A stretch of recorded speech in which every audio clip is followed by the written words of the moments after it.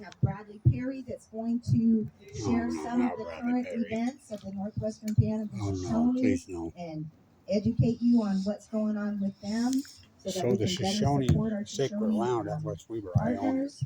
And any of you that want to, you're welcome to dip your toes. So I just heard this story today. I've never heard this.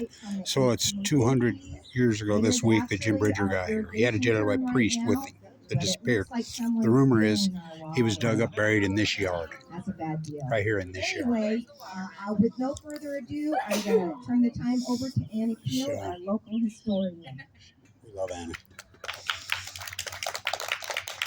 I don't want to hear the Perry's narrative. By the way, homemade peanut butter cookies. 1863. Can you hear? Right next to me. Okay. How are we doing?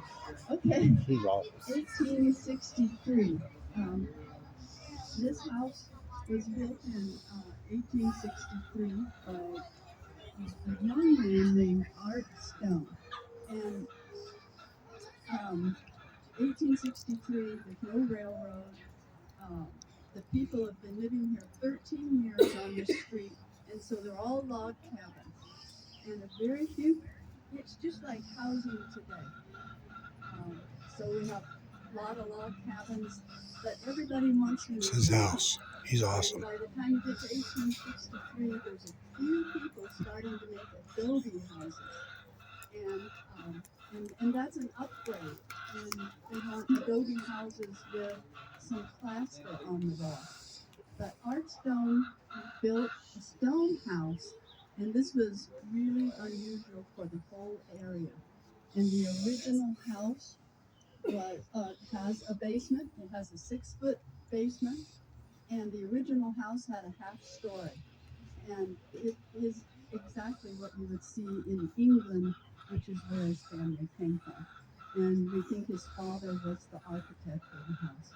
We have no idea where he got the money or the resources, because he was just young and newly married when he built this house, but it was built to stay. So he was a little unconventional in building his house, but he was unconventional in lots of ways. He first arrived in Utah when he was 13 from England, and he was fascinated by the Native American culture.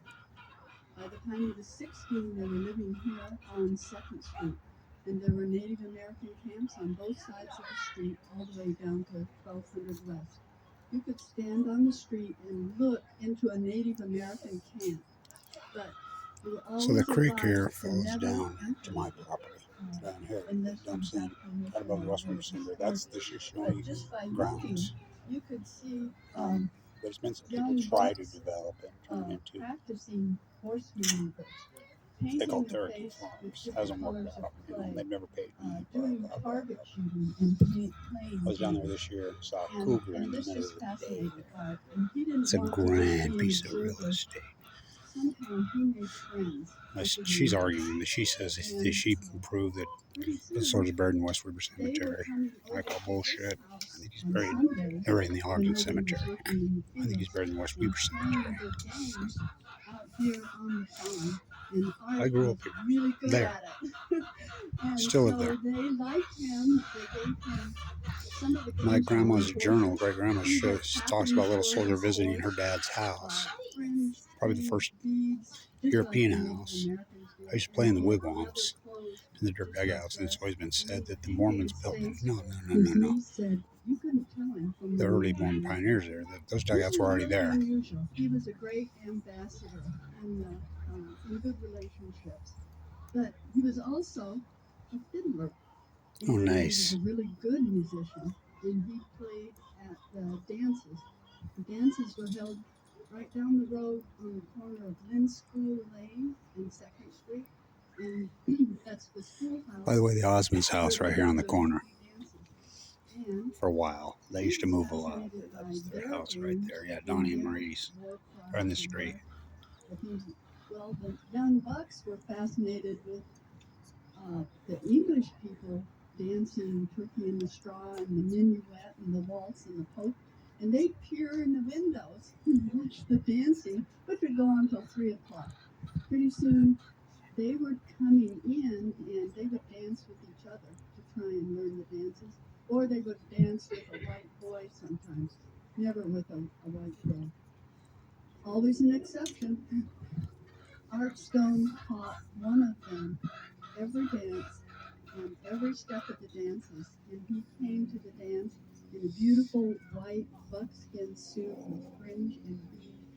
He was beautiful, he was handsome, and the white girls loved to dance with him because he knew every step of every dance.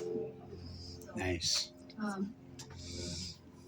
I just want to say he was unusual in his friendship, and I think he was a great ambassador that made a big contribution to the good relationships. That's the owner of this house right there, the suspenders, the son. I just asked him about the story that I heard, and he says, yeah, the story is he was dug up right there at this house. He was a Jewish person. Anybody know who Captain James Brown is? Okay, Alexander and Jesse Brown are his sons, and Alexander This used to be called Brownsville.